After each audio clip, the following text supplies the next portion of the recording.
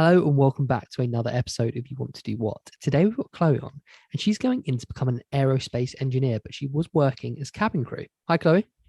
Hi, How are we? I'm good. How are you? Yes, good. Glad it's a Friday, nearly into the weekend. Yeah, we're nearly there. Nearly there.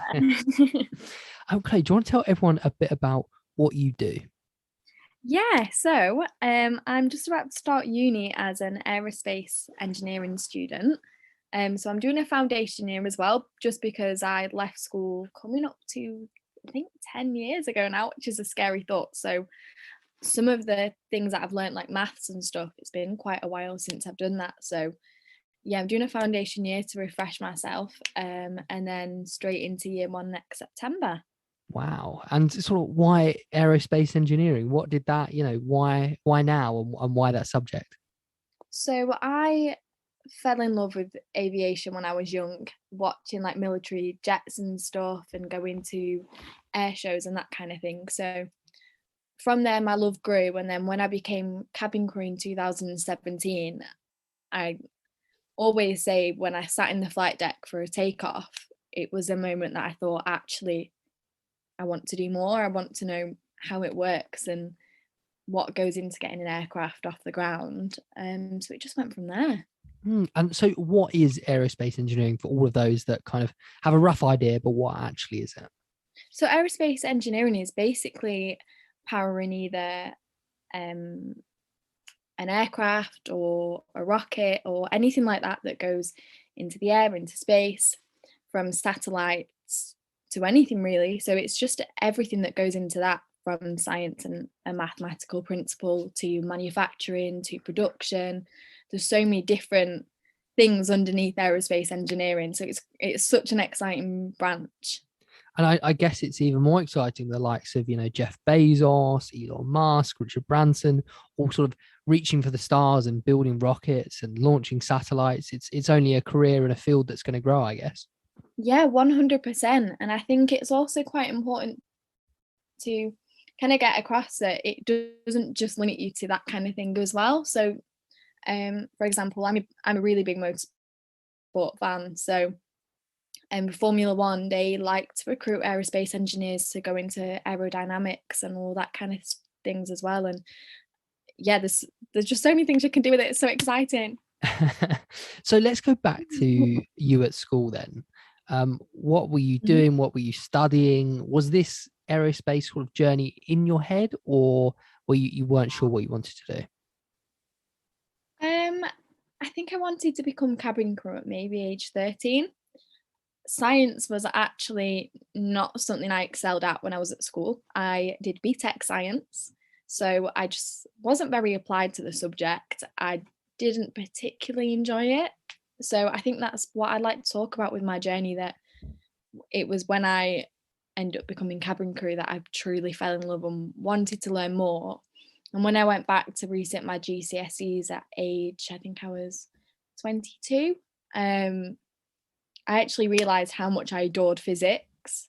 And I just didn't know that when I was at school. But I think that maybe the passion has always been there from, like I said, watching jets growing up. And looking back, I actually had like models of planes, and I had a Barbie that was cabin crew, which I loved. So it was kind of there, but I didn't quite realize it until I got a bit older. I think that's a really important point you bring up and a really good example for anyone that's just done their A levels or the GCSEs or whatever. At the time, you might think this subject isn't for me, but you do get taught in school just to pass an exam. You're not really taught about the subject as a whole. And Yeah, for me at school, certainly anyway, I was never fired up by things like physics. yeah. I quite like biology, but physics was a bit dull. As you get older and you learn the things it can be applied to and how it works in the real world, I think that then sparks something, which is why it's so hard for people to know what they want to do in school, because it's like, well, I don't really know anything about the real world.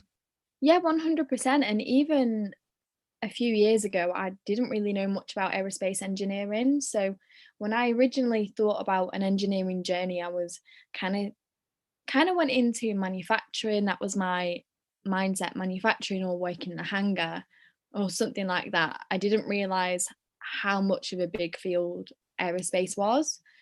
And it was once I'd started to look into it a little bit more that I realised. But yeah, I think it's really important that you can go back at any age, and I don't think at school you're ever going to truly connect with a subject unless Mm. you see a future with it, if that makes sense.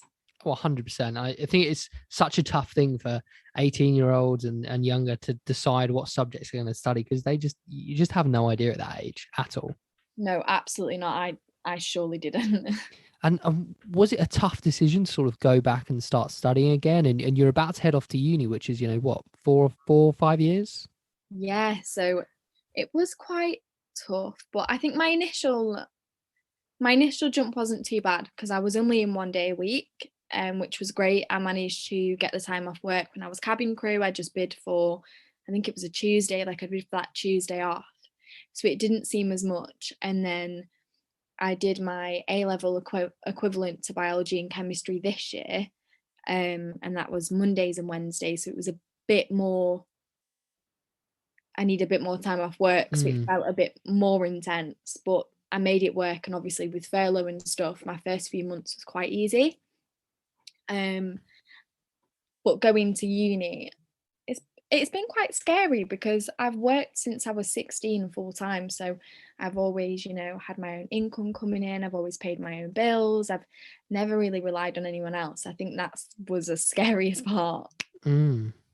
But I guess, you're taking, for want of a better phrase, short-term pain for long-term game. Hopefully you'll be able to do what you love and get the qualifications you need. Yeah, 100%. I think that was a big thing for me, that I really loved my job as cabin crew, and I wasn't quite ready to leave, and I'm still don't think that I'm over it. I would go back in a heartbeat, I suppose, but then like you said, it's, short-term pain for something that would change my life and my career and my future. So you just kind of bite the bullet and get on with it. But I'm so excited. Like, I'm scared, but I'm so Mm. excited. How are you finding going back and actually studying? Do you find you're a much better student than you were, or how are you finding that? Um, I'd say old habits die hard for sure. I thought that I would be this very motivated, straight in there, get all my work done, 2 weeks before the deadline.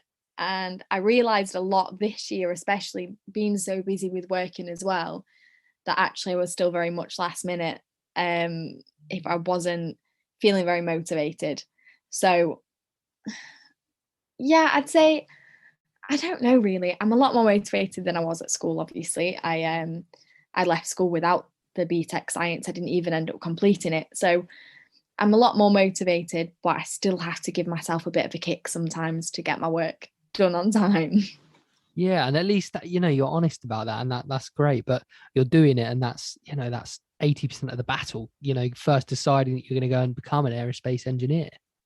Yeah, absolutely. And I think, again, that's another thing it's important to stress. It's very easy to look on the outside like this perfect student that does really well and has decided to go back as an adult and all that kind of stuff. But the reality is that I could have been up till 3 o'clock in the morning getting an assignment done for the next day, or do you know what I mean? Like, it's Yeah, just, of course. it's it's still very much a challenge, and it's not always as easy as it looks. And do you know exactly where you want to take your aerospace journey, or are you just going to sort of learn the syllabus at university and see where that takes you? I mean, I've got a few options in mind. So, like I said, I'm a big motorsport fan, so a career in aerodynamics would be incredible.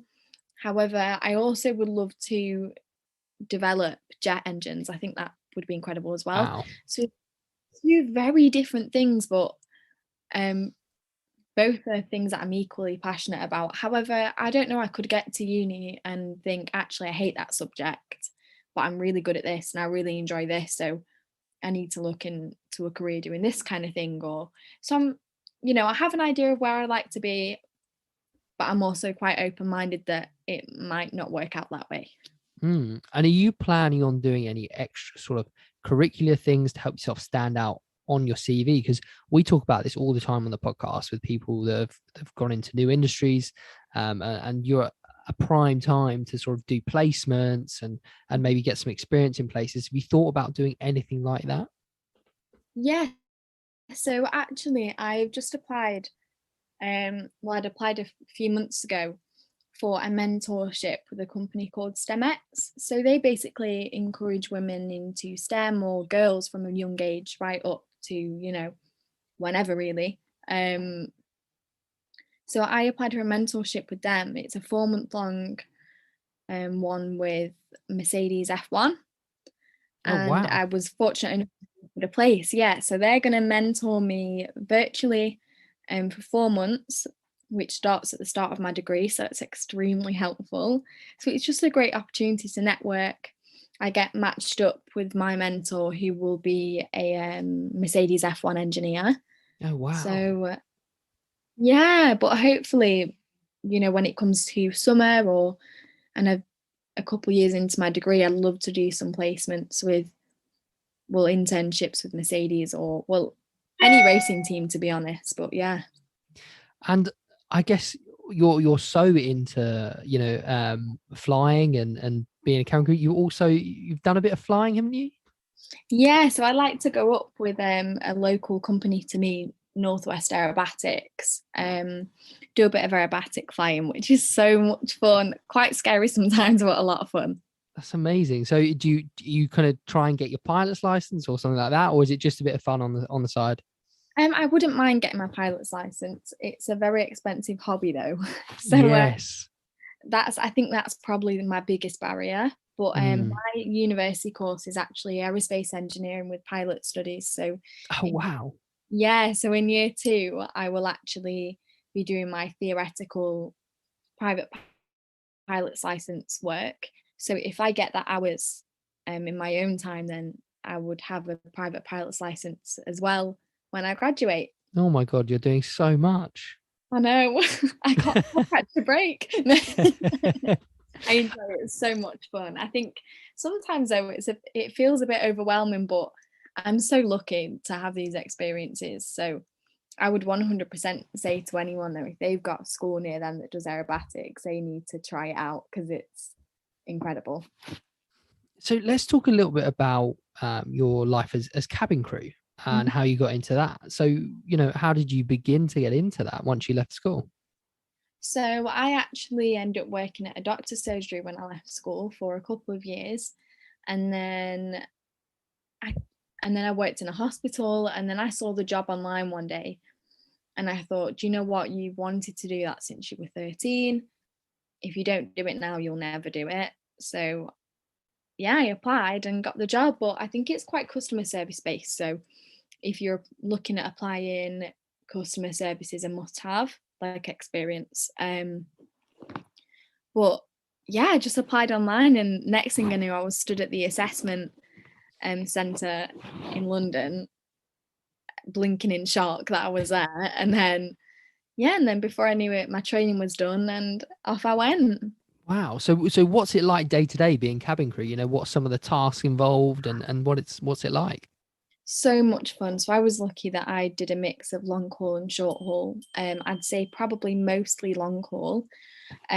So let's say a standard day at work, I would commute to London Heathrow. So, up I would get ready for work, drive down to Heathrow, and we'd check in, declare that we were fit to fly, have a briefing with all the rest of the crew on that flight and introduce ourselves, and would get asked questions about the aircraft or medical questions or safety questions. And then off we would go, would get on the aircraft and do safety checks and get up into the air and serve people food and drinks for a few hours, have a bit of a nap in between, get back to it, and then land somewhere nice and hot and sunny.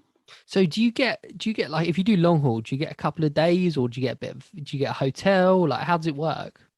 So yeah, so you sometimes would get from 24 hours up to some places a lot more. So I was fortunate in getting a Bahamas, which was Oh my God. 7 days long. Yeah. 7 days layover. Yeah, which is crazy. We had a bit of a shuttle Wow. in between, so we'd fly out to the Grand Cayman and back, but I think it was like an hour each way or something. So it was a mini holiday, which was so much fun. So you'd get picked up at the airport on a crew bus with all the crew, and the hotels and everything was arranged by the company, and then you'd go to the hotel and that was it. Get changed out of uniform and go and enjoy. For 6 days, and that's all paid for by the company. Yeah, so food and drink Wow. was on us, but everything else, the company, they looked after us, and we were fortunate, always stayed in the best hotels, and I was so lucky, I can't even describe. That's amazing. And so to be a cabin, working cabin crew, are there some kind of personality traits that you think really help you succeed in that kind of role? That's a really good question, because I remember in our training, we actually did a personality questionnaire, Okay. and I think about 90% of us on our training group all came out with the same kind of personality. And there were a couple that were a bit different, but generally we all came out quite similar. And I think even those different personalities that showed up in those questionnaires were brought in for that specific reason. Um, I think anybody could do the job, but generally you have to be quite outgoing because you're working with people that you don't know every day. Or I was in my um, job at my company, so Mm. um, constantly talking to new people. But I also think it's a great job to do if you're shy, because it really brings you out of your shell. So yeah, do you know what? I think anyone could do it. You've just got to be ready and get yourself stuck in there. Yeah. And we've I obviously talked about the positives and the opportunities, namely staying in the Bahamas for 7 days. But on the flip side of that, what's something that's maybe less favorable about working as cabin crew? um, it's quite a lonely job at times, which isn't spoken about enough. And I don't think people realize that from the outside, from the Instagram pictures and the cocktails on the beach, and it can be quite lonely. I got homesick, so I actually used to take a throw over from my bed every trip just so I'd feel a bit more comfortable. Um, I'm a bit rubbish staying in hotels, I don't know. So once Mm. I'd got more familiar, I'd feel a lot better.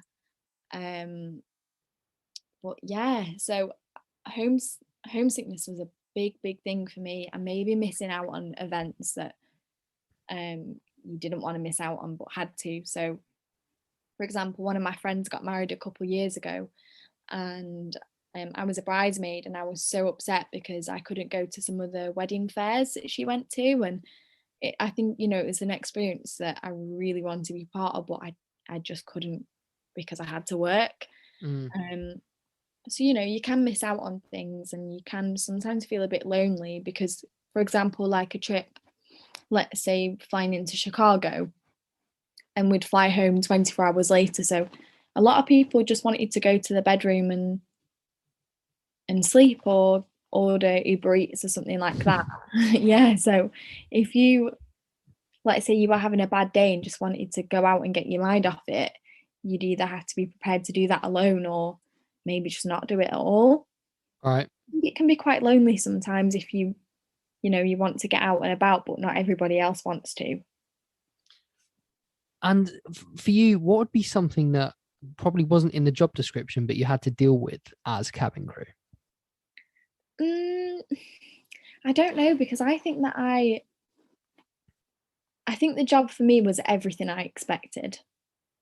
I'd say one thing that never occurred to me was um, doing all the duty-free paperwork. Duty-free paperwork. What's that all about? So landing into another country, you declare all the goods that you've got, Hmm. or alcohol that you've got, and you'd have to write that out on a sheet to declare to customs. So obviously it wouldn't leave the aircraft, but it was on there because you'd still, in a sense, importing it into a country. Hmm. That really surprised me that we had to do that, because I just never thought that that would be something that you do. I don't know why, it just never crossed my mind, but I think that was actually the biggest surprise. But apart from that, it was everything I expected, from the jet lag to I don't know, all the amazing opportunities and the long Mm. shifts, and yeah, so apart from that, And any advice for somebody who's thinking, oh, do you know what? I'd love to be cabin crew actually. Is there anything they can do to help themselves stand out in the interview process or get their foot in the door? I'd just say do it. If you have any thought in the back of your mind, do it. And if you don't like it, you don't have to stay. But generally, I just think it's a job that you just fall in love with in every single way. And it's an experience that you just can't compare to anything else, from bonding with a complete stranger at 3 a.m. on a jump seat over a cup of tea. I just think customer service, like I said before, is crucial. Mm. It's really important that you understand the customer service side of things. But yeah, I couldn't recommend enough to just go for it. Yeah, it sounds like you loved it. I mean, we usually ask the question, would you still go into the industry knowing everything you know now? I take it that's a big yes. Yeah, solid 100% yes. And if I wasn't going to uni, I would still be there. So it sounds like it's actually a really difficult decision for you to leave that job that you really loved to go into aerospace. So your passion for your, are you thinking of your future here? Is that why you've kind of moved across? Yeah, I think I just wanted to make sure I bettered my future, really. I mean, I could have worked up and, maybe one day gone up the ranks and become a senior crew member or something like that. But I think it was my future, being able to be at home. I'd be lying if I said the pay also wasn't attractive. Going into aerospace, I think it's just for me, it was an all-rounder. It's something I'm passionate about, something that could, give me a good future in sense of providing for my family or that kind of thing. And also, I love a challenge. I like to be mentally challenged, which I think I didn't always get enough of when I was cabin crew. So yeah, it just ticks all the boxes, but a very hard decision. And Yeah, I I'm still sure. have days when the British Airways advert comes on TV, I cry. So Well, it sounds amazing. What you're doing is really sort of admirable, and I wish you all the best of luck with the degree. Keep us posted, and thank you so much for your time. no, you're most welcome. Thank you, and I would like to chat to you again, and I'll let you know how it's getting on. Yeah, that'd be great. Thank you. Yeah, amazing. And where can people find you? You've got a really good Instagram. You keep updated. So where can people sort of find you on there? Yeah, so it's at aerospace_clo. So I basically use that Instagram to chat about my science journey and also include snippets of my life, because I think it's important to let people know you're not just stuck in this box of like, this is what an engineer looks like. Like, this is, I'm passionate about science, I'm passionate about flying and aerospace engineering, but there's more to it. There's loads of other stuff that I like to do as well. So it's nice to share that too. Brilliant. Thank you. Thank you.